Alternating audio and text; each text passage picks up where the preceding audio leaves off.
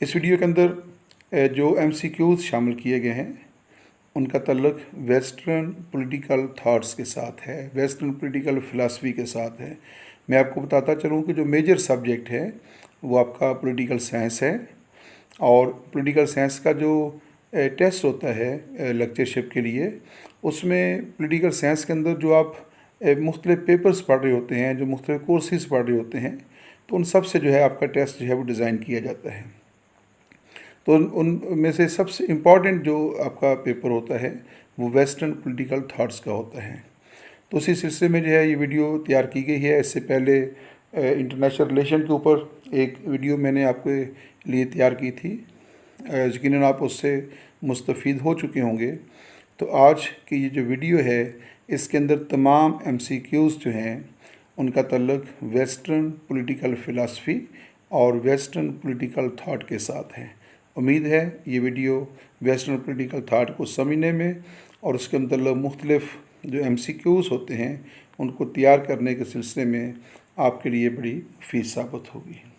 तो आइए शुरू करते हैं MCQs का सिलसिला। इसमें पहला MCQ जो है शामिल किया गया है, what was the original name of Plato? Thomas Hobbes, Aristotle, Aristotle's, Socrates.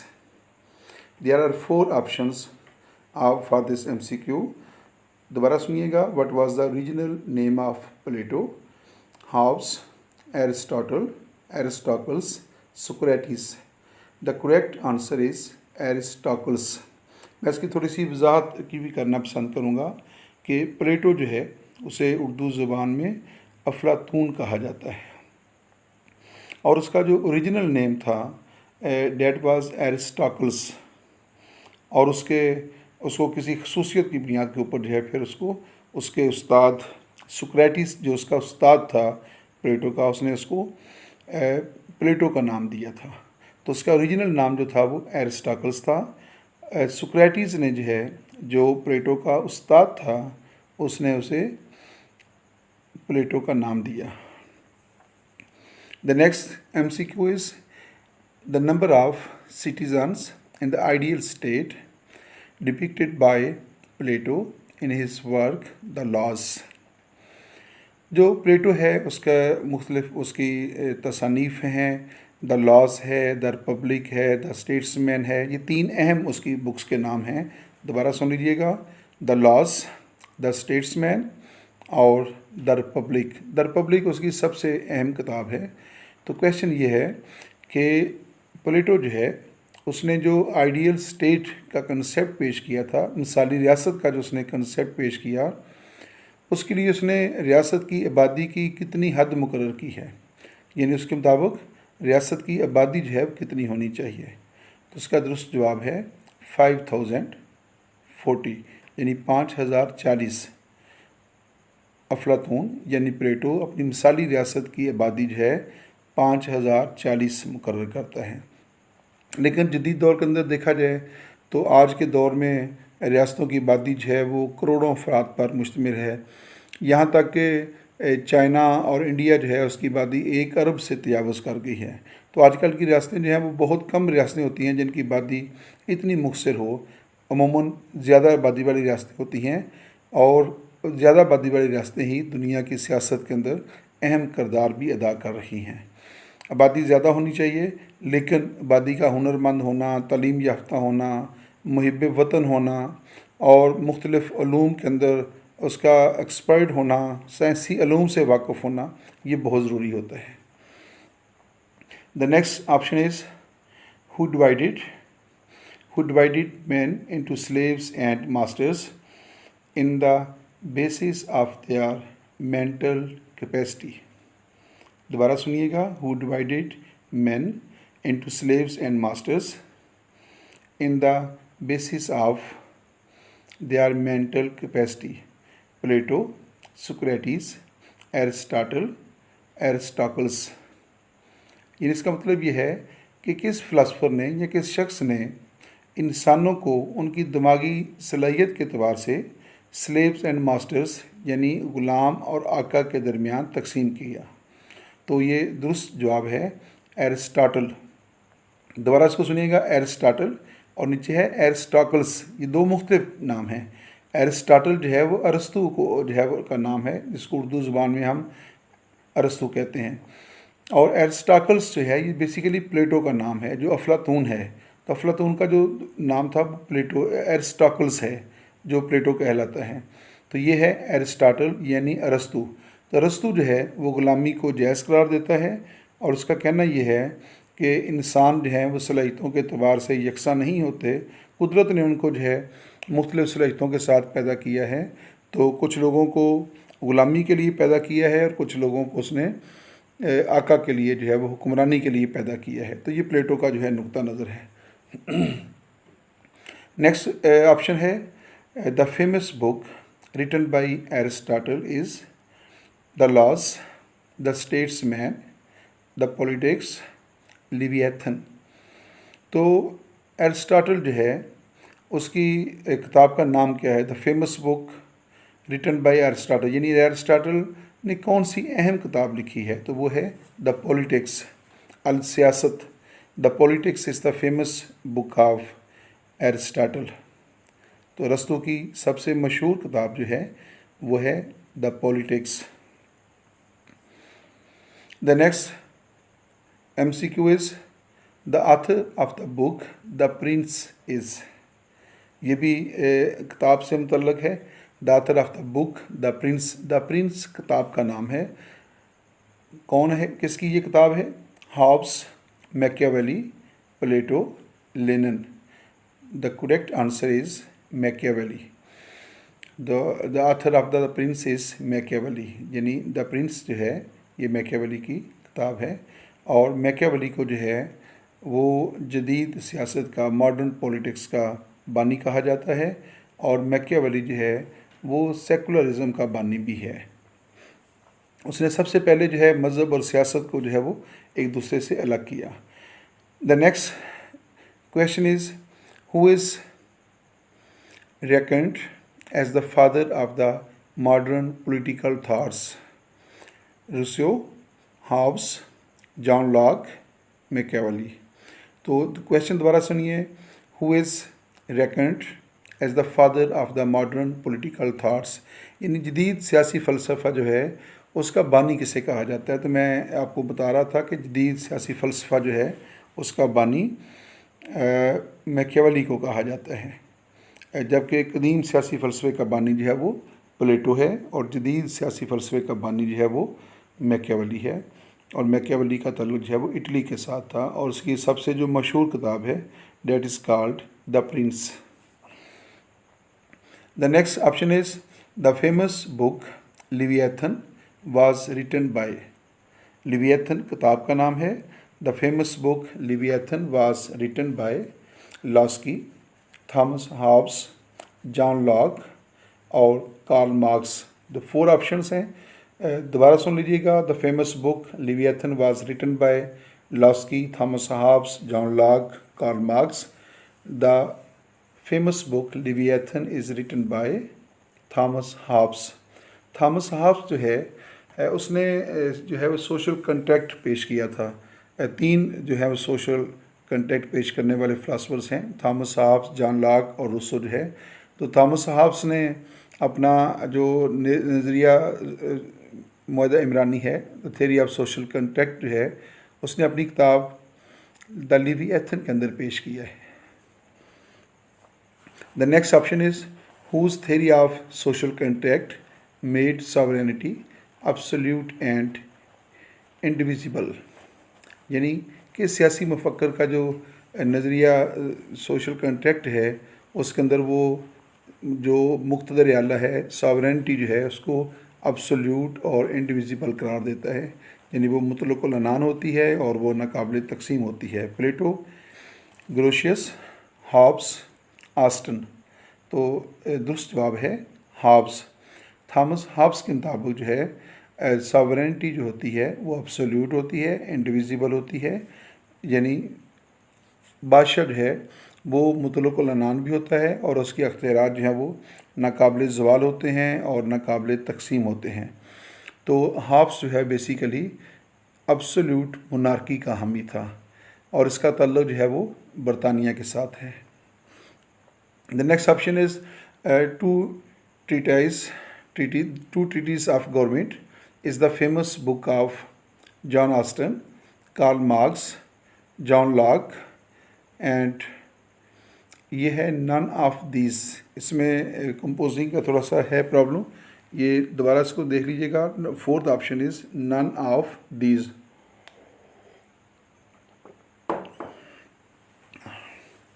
दोबारा सुनिएगा। Two treatises of government is the famous book work of John Austin, Karl Marx, John Locke, none of these. None of these का मतलब है कि इन तीनों में से कोई भी ऑप्शन दुरुस्त नहीं है। The correct answer is John Locke, two treatises of government. ये किताब जो है ये जॉन लॉक की जो है लिखी है, और जॉन लॉक का तल्लुक भी जो है वो बरतानिया के साथ है। What according to Locke is the worst form of government, यानी जॉन लॉक जो है उसके मुताबिक कौन सा निज़ाम हुकूमत जो है वो बदतरीन है। दोबारा सवाल देखिएगा। What according to Locke is the worst form of government, John Locke के मुताबिक कौन सा निज़ाम हुकूमत बदतरीन है, बुरा है। Aristocracy, democracy, monarchy, oligarchy. The correct answer is monarchy, यानी जॉन लॉक के नज़दीक बादशाहत जो है वो सबसे बदतरीन निज़ाम हुकूमत है। तो आज के दौर में आप देखते हैं कि बादशाहतों का ये जो निज़ाम है ये बहुत सिकुड़ चुका है। मासवाए चंद ममालिक जो है दुनिया के अक्सर मुल्कों के अंदर जो है वो जमहूरियत का दौर है, और जमहूरियत को ही पसंदीदा निज़ाम हुकूमत जो है वो शुमार किया जाता है, जबकि मोनार्की जो है उसको पसंद नहीं किया जाता। और आजकल दुनिया के अंदर जो है मासवाए चंद ममालिक जो है दुनिया में कहीं भी बादशाह जो है वो कायम नहीं है, और जिन मुल्कों के अंदर बादशाहत है उसे भी कई ख़तरात जो हैं वो लाहक हैं, और वो अपनी बका की जंग जो है वो लड़ रहे हैं। The next option is which one of the following books is written by Rousseau. The Prince, the Politics, the Republic, the Social Contract. यानी नीचे जो ये किताबों के नाम हैं, द प्रिंस किताब का नाम है, द पॉलिटिक्स भी किताब का नाम है, द रिपब्लिक भी किताब का नाम है, द सोशल कंट्रैक्ट। तो ये चारों किताबों के नाम हैं। मैं आपको बताता चलूँ, द प्रिंस मैकियावेली की लिखी हुई किताब है, द पॉलिटिक्स एरिस्टोटल की किताब है, द रिपब्लिक प्लेटो की किताब है, और द सोशल कंट्रैक्ट है ये है रूसो की किताब है। और रूसो का तल्लुक जो है वो स्विट्ज़रलैंड के साथ था। तो ये चार मशहूर किताबें हैं, ये इनका जिक्र पहले आ चुका है। तो जब चीज़ों को रिपीट किया जा रहा होता है तो उसका बुनियादी मकसद ये होता है ताकि चीज़ें आप बार बार आपकी नज़र से गुजरें और आपके ज़हन नशीन हो जाएं। The next option is who express the views, the larger the state, the less the liberty. Who expressed the views, यानी इन ख्यालात का इजहार किसने किया। The larger the state, the less the liberty, यानी रियासत जितनी बड़ी होगी आज़ादी इतनी कम होगी। तो उसमें मैकियावेली का नाम है सुक्रेटिस और रूसो का नाम है प्लेटो। तो ये चार नाम हैं। तो इसका दुरुस्त जवाब है the correct answer is Rousseau. तो रूसो जो है वो दरअसल डायरेक्ट डेमोक्रेसी का जो है वो हामी था, वो बरह रास्त जमहूरियत का हामी था।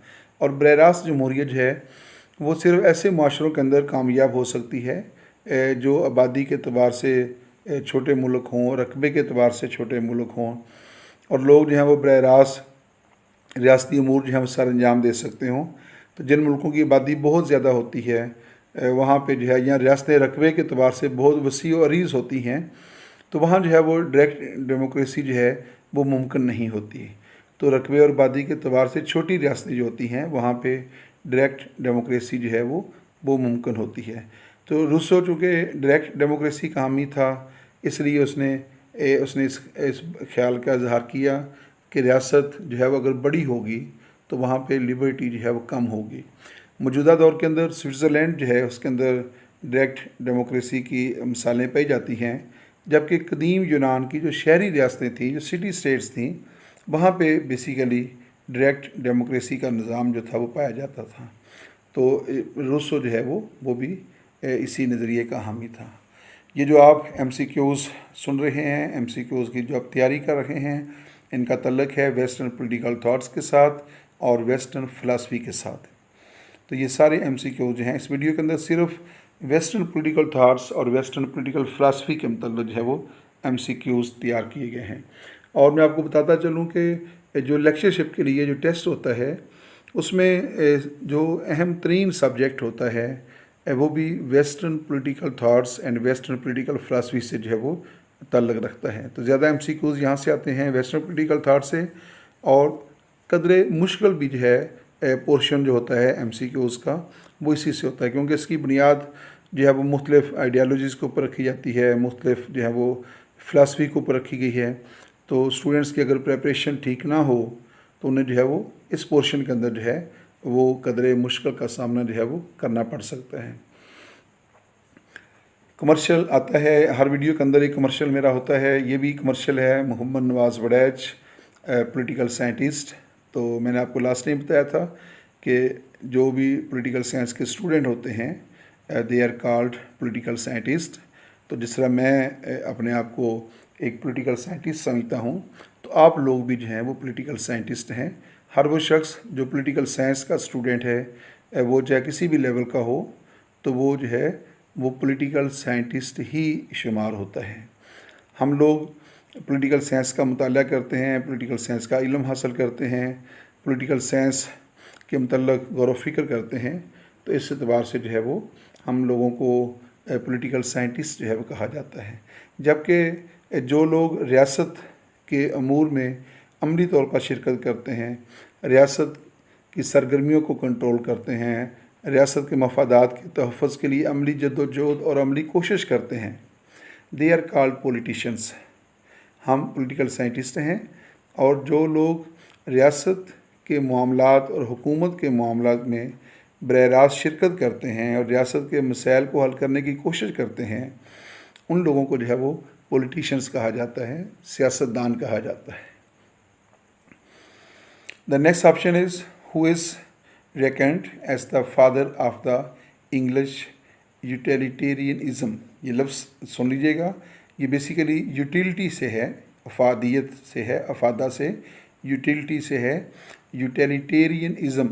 यूटिलिटेरियनिज़म ये थोड़ा सा मुश्किल तलफ़्फ़ुज़ है, यानी ये जो नज़रिया है यूटिलिटेरियनिज़म जो है, इसको उर्दू में नज़रिया अफादियत पसंदी कहा जाता है।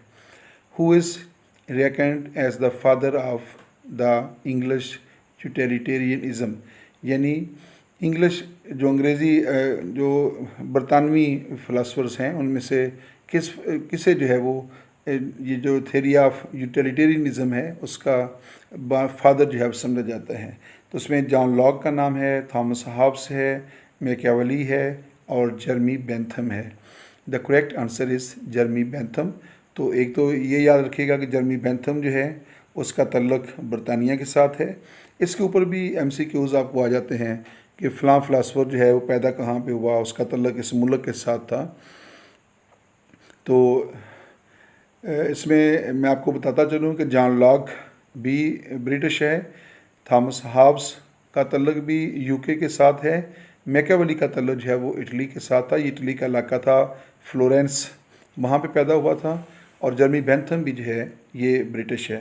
तो इनमें से 3 फ़िलासफ़र जो हैं उनका तल्लक बरतानिया के साथ है, जबकि मैकियावेली जो है वो बरतानवी नहीं था, वो अंग्रेज़ नहीं था।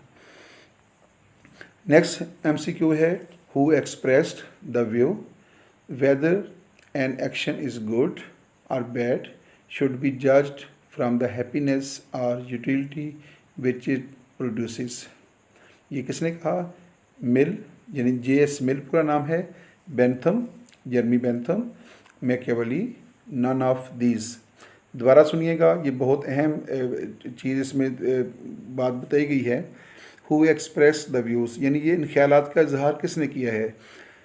Weather an action is good और बैड, कि कौन सा फेल जो है अच्छा है या बुरा है, शुड बी जज्ड, उसको इस तरह जांचा जाना चाहिए, फ्राम द हैप्पीनेस और यूटिलिटी विच इट प्रोड्यूसेस, यानी कौन सा काम अच्छा है और कौन सा बुरा है, इसका ये जानने का जो मयार है वो ये है कि उससे कितनी खुशी और कितना अफादा हासिल होता है, कितना फ़ायदा हासिल होता है। और नेक्स्ट बात जो इसमें करता है कि कितनी तादाद का फ़ायदा होता है।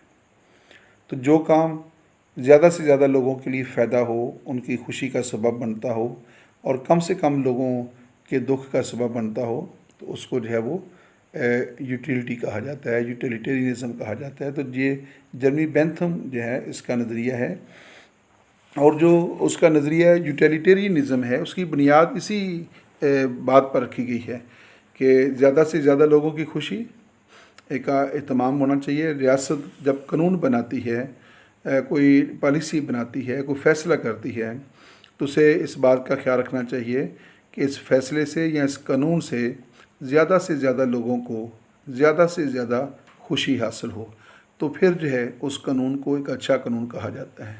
अगर उससे ज़्यादा लोगों को दुख हो, ज़्यादा लोगों को नुकसान हो, तो कम लोगों को जो है खुशी हो, तो उसको अच्छा कानून जो है वो ख्याल नहीं किया जाएगा।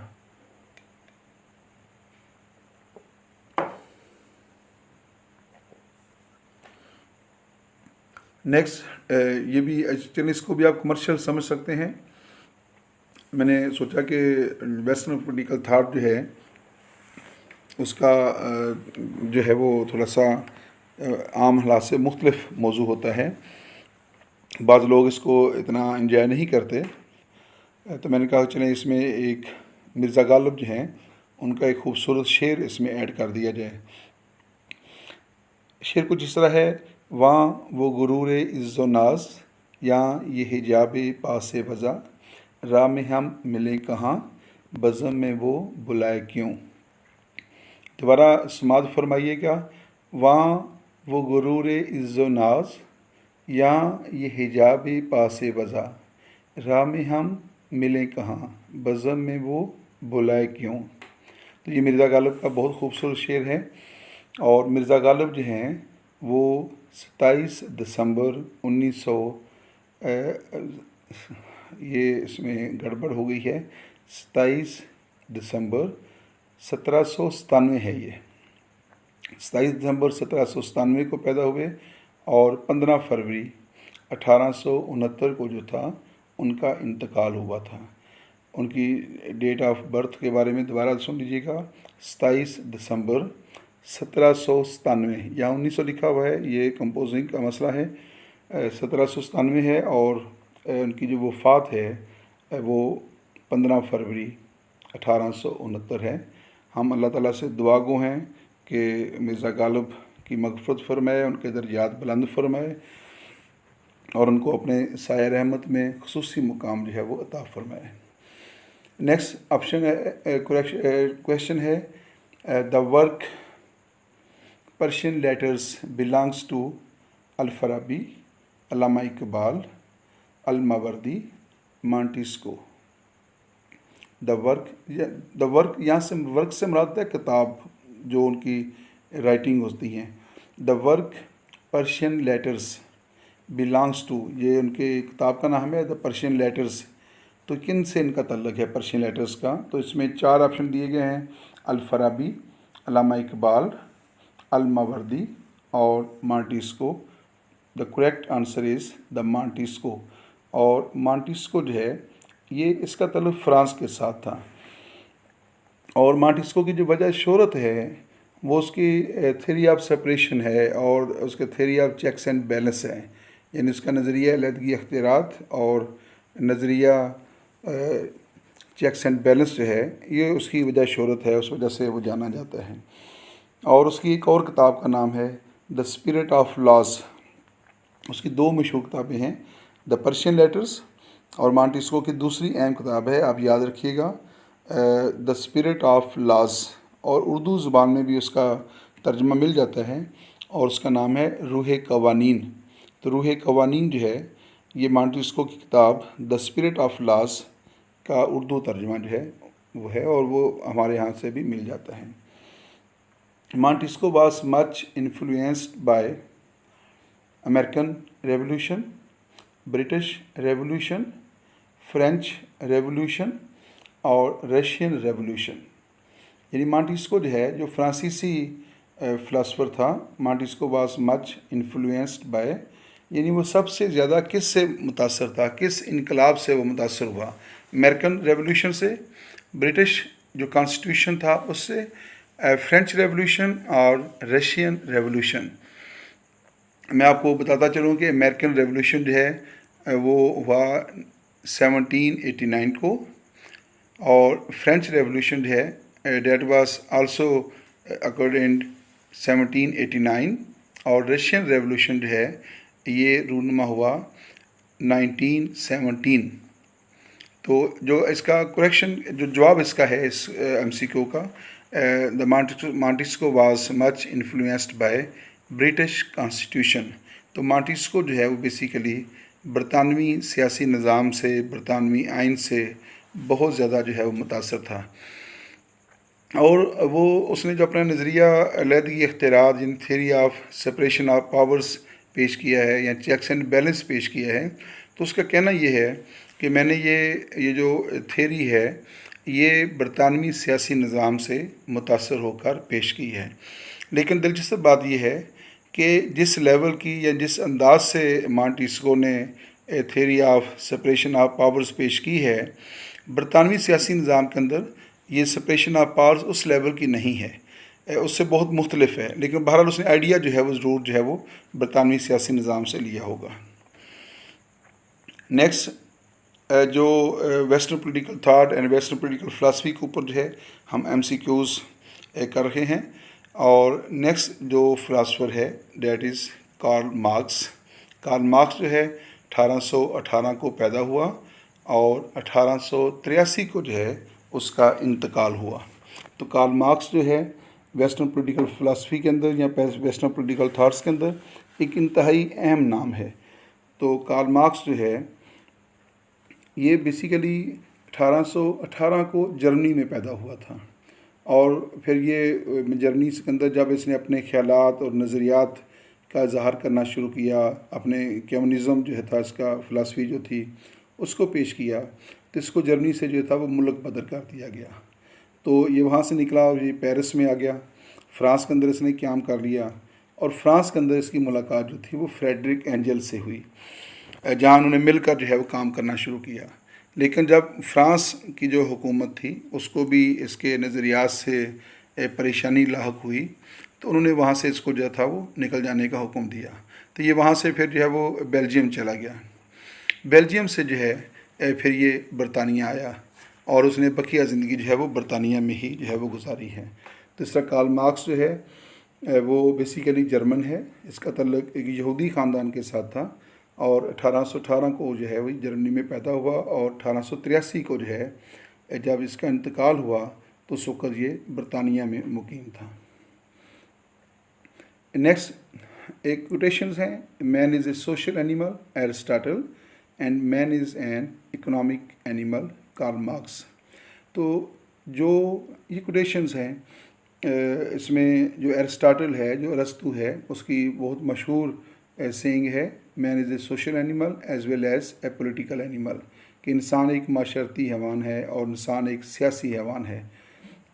जबकि कार्ल मार्क्स जो है उसने इंसान के बारे में जो है वो थोड़ा सा मुख्तलिफ नज़रिया पेश किया है। वो कहता है कि मैन इज़ इकनॉमिक एनिमल, इंसान एक मुआशी हैवान है, इंसान एक मादी हैवान है। जो अरस्तु है, एरिस्टोटल जो है, वो कहता है कि इंसान माशरती हैवान है, माशरे में पैदा होता है, माशरे में ज़िंदगी गुजारता है, उसकी तमाम ज़रूरियात, उसकी तमाम खुशियाँ, उसके तमाम गम, उसकी तमाम कामयाबियाँ, उसकी तमाम नाकामियाँ जो हैं, सब का तल्लुक़ माशरे के साथ है। जबकि कार्ल मार्क्स जो है उसका कहना यह है कि इंसान जो है वो एक मुआशी या मादी जानवर है, और उसकी तमाम खुशियाँ और तमाम गम जो हैं वो उनका तल्लुक़ मादियत के साथ है। इंसान जो है वो उसकी पूरी ज़िंदगी जो है पैसा कमाने और पैसा खर्च करने के हवाले से गुज़र जाती है। तो इस हवाले से जो है वो इंसान को एक इकोनॉमिक एनिमल जो है वो करार देता है। किसी हद तक कार्ल मार्क्स की बात जो है वो दुरुस्त है कि हमारी ज़िंदगी के अंदर पैसा बड़ी अहमियत का हामिल होता है, और हमारी ज़िंदगी जो है वो इसी के गिर्द जो है वो घूमती हुई नज़र आती है कि हम पूरी ज़िंदगी जो है इसी में होते हैं कि पैसा कमाना कहाँ से है, कितना पैसा कमाना है, ख़र्च कैसे करना है। और हमें माशरे के अंदर, आप देखें कि माशरे के अंदर जो हमारा स्टेटस होता है उसका तलब भी हमारी मुआशी हालत के साथ होता है। ये जो हमारा ये जो क्लास सिस्टम है, जो हमारे यहाँ दुनिया भर में क्लास सिस्टम होता है, तो उसका तल्लुक़ भी मईशत के साथ होता है। जिसके पास दौलत ज़्यादा होती है वो साहिब हैसियत होता है, तो लोगों का उससे उसके मुतल्लिक़ रद्द-ए-अमल जो है वो मुख्तलिफ होता है। जिसके पास दौलत कम होती है उसके मुतल्लिक़ लोगों का रद्द-ए-अमल और होता है। तो गोया ये एक बहुत बड़ी हकीकत है कि इंसान जो है उसकी हैसियत का जो तयन है वो जो है वो उसकी मादी हैसियत के मुताबिक किया जाता है। जो जिसका मादी मुकाम होता है, उसका इकोनॉमिक स्टेटस होता है, जिस कदर ज़्यादा उसके पास जायदाद होती है, जिस कदर उसके पास प्रॉपर्टी होती है, उसी के एतबार से जो है लोग उसके साथ जो है वो बिहेव कर रहे होते हैं। नेक्स्ट जो जितने भी MCQs आ रहे हैं उनका तल्लुक़ कार्ल मार्क्स की फ़िलासफ़ी के साथ है। Which country is called the mother of exiles. Exiles होता है जलावत, जो है वो पनाह देना, सियासी पनाह देना, जलावतनी जो है उसके हवाले से जो है।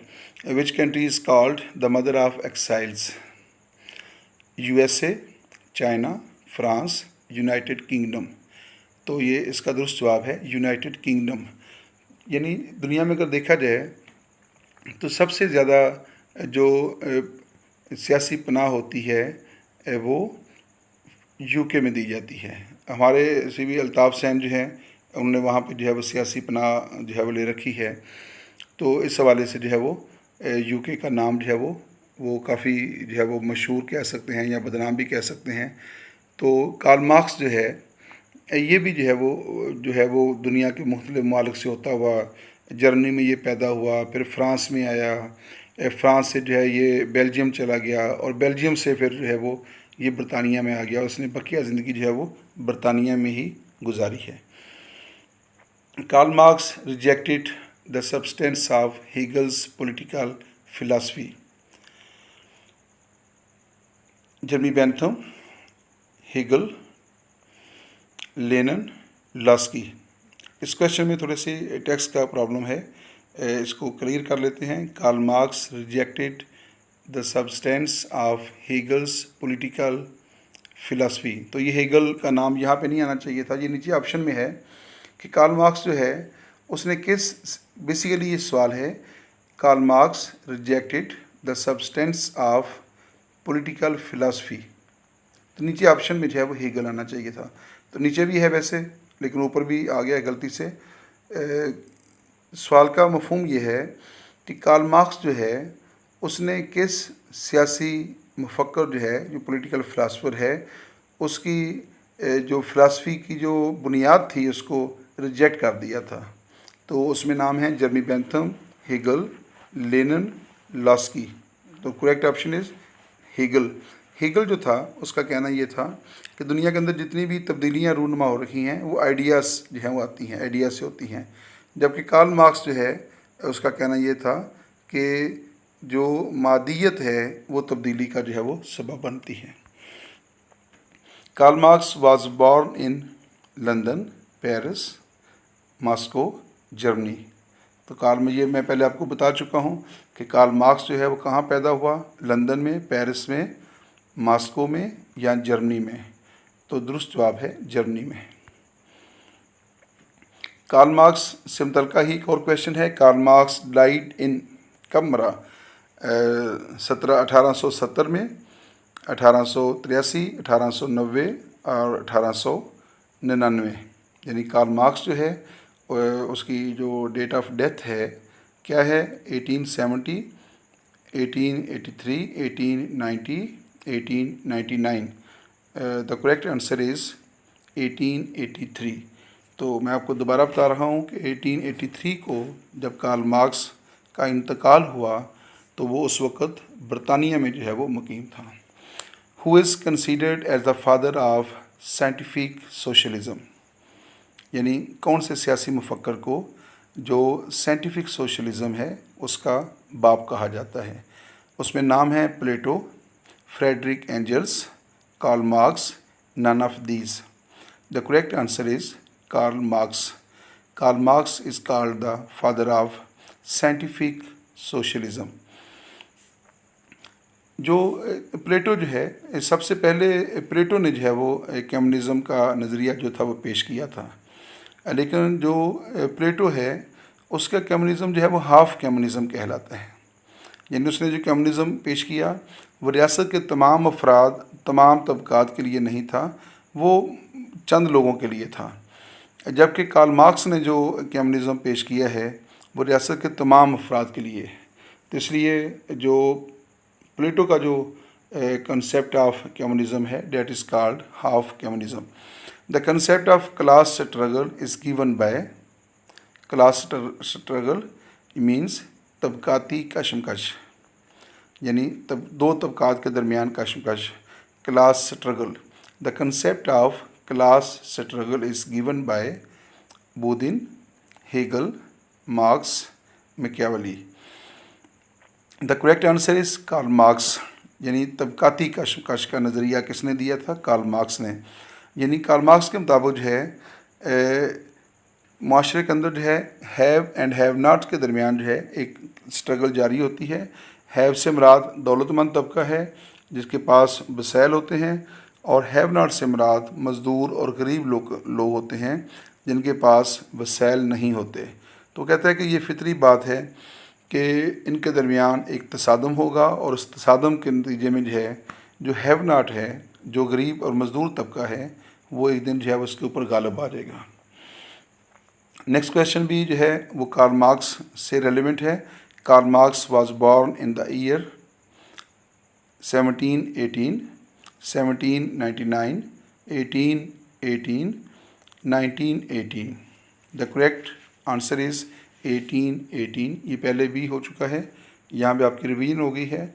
जब कोई क्वेश्चन रिपीट हो रहा होता है या किसी नई शक्ल के अंदर रिपीट हो रहा होता है तो उसका एक मकसद तो ये होता है कि चीज़ों को बार बार आपके सामने रखा जाए ताकि आपके ज़हनशीन हो जाएं। इसका ये फ़ायदा होता है।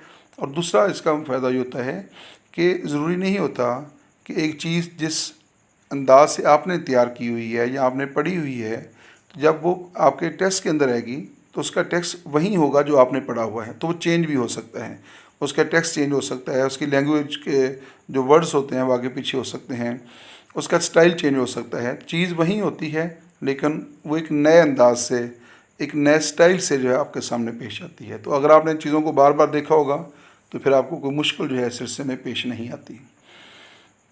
The next option is the concept of materialistic interpretation of history is associated with the name of तारीख़ की मादी ताबीर।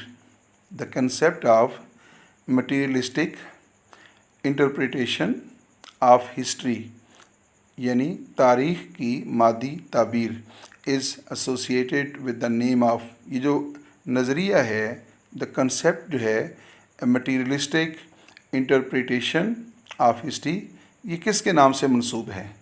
Hegel, Bentham, Lenin, Karl Marx. तो दुरुस्त जवाब है, correct answer is Karl Marx. Karl Marx जो है उसने ये नज़रिया कंसेप्ट पेश किया था जिसे मटीरियलिस्टिक इंटरप्रिटेशन ऑफ हिस्ट्री कहा जाता है। तो मैं आपको बताता चलूँ कि ये जो हेगल लिखा हुआ है इसमें भी कंपोजिंग का प्रॉब्लम है। तो दुरुस्त स्पेलिंग है HEGEL, तो इसको आप ज़हन में रखिएगा। The next option is the book Communist Manifesto was written by. Communist Manifesto जो है इश्तराकी इज्तिमाली दस्तूर जो है वो मंशूर, इज्तिमाली मंशूर जो है उसका मुसन्नफ़ कौन है या किसने लिखी है? लॉस्की, लेनिन, मार्क्स या मार्क्स एंड फ्रेडरिक एंजल्स। तो द कम्युनिस्ट मैनिफेस्टो जो है इसका एक को राइटर इसके हैं, और वो को राइटर्स हैं Karl Marx and Friedrich Engels. ये दोनों की मुश्तरका तसनीफ़ है, को राइटर्स हैं। और कार्ल मार्क्स जो है जब जर्मनी से इसको जलावतन किया गया और उसके बाद ये फ्रांस में आ गया था, पेरिस में। तो यहाँ पे इसकी मुलाकात जो थी वो फ्रेडरिक एंजल्स के साथ हुई थी। और फ्रेडरिक एंजल्स जो है वो भी इत्तेफाक से जो है वो इज्तमालियत का हामी था, कम्युनिज़म और सोशलिज़म से वो बहुत ज़्यादा मुतासर था।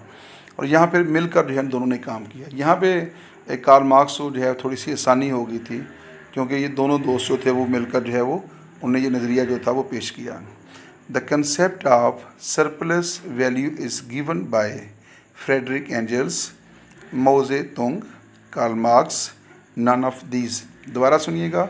The concept of surplus value is given by, surplus value कदर फ़ाज़ल इसको उर्दू ज़ुबान में कहते हैं, या कदर ज़ायद इसको कहते हैं। इससे मुराद बेसिकली मुनाफा होता है। The concept of surplus value is given by Friedrich Engels, Mao Tse Tung, Karl Marx, none of these. The correct answer is Karl Marx. जी, काफ़ी MCQs हो गए हैं। एक लंबी फहरिस्त थी, आई थिंक 35 के लगभग जो हैं ये MCQs हमने तैयार किए हैं, और इसके साथ आपको डिस्कशन भी हुई है। तो उम्मीद है कि आप ज़रूर इससे जो है वो मुस्तफ़ीद होंगे। अगर कोई सजेशन हो आप उसको शेयर कर सकते हैं। आपको कोई प्रॉब्लम हो रहा हो, बात को समझने में जो है कोई प्रॉब्लम हो रहा हो, तो आप उसको भी शेयर कर सकते हैं। इंशाल्लाह नेक्स्ट वीडियो के अंदर जो है आपकी जो तजावीज़ होंगी उसको मद्देनज़र रख कर जो है वीडियो जो है तैयार की जाएगी, ताकि आपको ज़्यादा से ज़्यादा फ़ायदा हो। यहाँ मैं एक आखिर में जो है एक लतीफ़ा जो है वो आपके साथ शेयर करना चाहता हूँ, और इस लतीफ़े का तल्लुक़ भी मिर्ज़ा गालिब के साथ है। तो मिर्ज़ा गालिब जो हैं वो बड़े खुश मिजाज भी थे, मज़ाह भी के अंदर उनकी बड़ी महारत थी। और 1857 में जो है जब जंग आज़ादी लड़ी गई 1857 में, और जब अंग्रेज़ जो थे वो हिंदुस्तान के ऊपर काबज़ हो गए, और बहादुर शाह ज़फ़र जो हिंदुस्तान के आखिरी बादशाह थे उनसे इक़्तिदार छीन लिया गया, तो ज़ाहिर बरतानवी हुकूमत जो है, अंग्रेज़ फ़ौजें जो थी वो पूरे हिंदुस्तान के ऊपर जो है वो मुख्तलिफ़ कार्रवाइयाँ कर रही थी। तो 1857 की जंग आज़ादी के दौरान जो है चंद जो बरतानवी सिपाही थे उन्होंने मिर्ज़ा गालिब को पकड़ा, और कर्नल ब्राउन नाम था जो उनका ऑफिसर था, तो कर्नल ब्राउन के पास मिर्ज़ा गालिब को ले गए। तो कर्नल साहब जो थे, कर्नल ब्राउन जो है, उन्होंने मिर्ज़ा से पूछा, क्या तुम मुसलमान हो? मिर्ज़ा ने जवाब दिया, जी हजूर, आधा मुसलमान हूँ। तो ये बात सुनकर जो है कि आधा मुसलमान हूँ, तो कर्नल ब्राउन बड़े हैरान हुए कि मुसलमान तो सुना था कि ये मुसलमान हैं, लेकिन आधा मुसलमान होने से क्या मतलब है। तो कर्नल ब्राउन जो थे उन्होंने बड़े हैरान होकर कहा कि वो ये आधा मुसलमान कैसा होता है। तो जो मिर्ज़ा गालिब थे उनकी जो मज़ाक की जो हिस्स थी वो जाग उठी, और मिर्ज़ा ने कहा, मिर्ज़ा गालिब जो थे उन्होंने नहायत संजीदगी के साथ और तमाम आदाब को जो है मलहूज़ ख़ातर रखते हुए जवाब दिया कि शराब पीता हूँ मगर सूर नहीं खाता। ये सुनकर कर्नल ब्राउन जो थे वो हंस पड़े, और उन्होंने मिर्ज़ा को जो है वो घर जाने की इजाज़त दे दी। खैर ये लतीफ़ा था, थोड़ा सा मैंने कहा कि वेस्टर्न पॉलिटिकल साइंस हो और ऊपर से फिर वेस्टर्न पॉलिटिकल थाट हो, तो ये थोड़ा सा जो है वो बोझल सा काम हो जाता है। तो मैंने कहा कि एक लतीफ़ा जो है वो आपको जो है वो आपके साथ शेयर किया जाए। यहाँ तक रखिएगा, अपनी दुआ में याद रखिएगा। अल्लाह ताला आपको आसानियाँ अता फ़रमाए, इम्तिहान में कामयाबी अता फ़रमाए। कोई आपको पॉलिटिकल साइंस के हवाले से कोई मसला हो, कोई चीज़ आपको समझ में ना आ रही हो, आप हमारे साथ ज़रूर शेयर कीजिएगा। जो हमारी इस्तेदाद है और जो कुछ हम जानते हैं हम आप तक पहुंचाने की ज़रूर कोशिश करेंगे। और जो इसमें कंपोजिंग की जो बाज़ गलतियाँ हो जाती हैं, मैं ख़ुद कंपोज़ करता हूँ तो उसमें थोड़ी बहुत गलतियाँ हो जाती हैं। मैं उसकी वज़ाहत कर देता हूँ ताकि आपको परेशानी ना हो। बहरहाल आप ऐसी चीज़ों को नज़रअंदाज करिएगा। कोशिश ये होती है कि आइंदा जो है वैसी ना हो, लेकिन बहरहाल वो जो कहते हैं कि इंसान गलती का पुतला है, तो ये गलतियाँ तो होती रहती हैं। हमारी कोशिश होती है कि हम अपनी इस्लाह भी करते रहें और पहले की निस्बत जो है ज़्यादा से ज़्यादा बेहतर जो है चीज़ों को आपके सामने लाया जाए। यहाँ तक रखते हैं। अल्लाह हाफिज़। पाकिस्तान जिंदाबाद।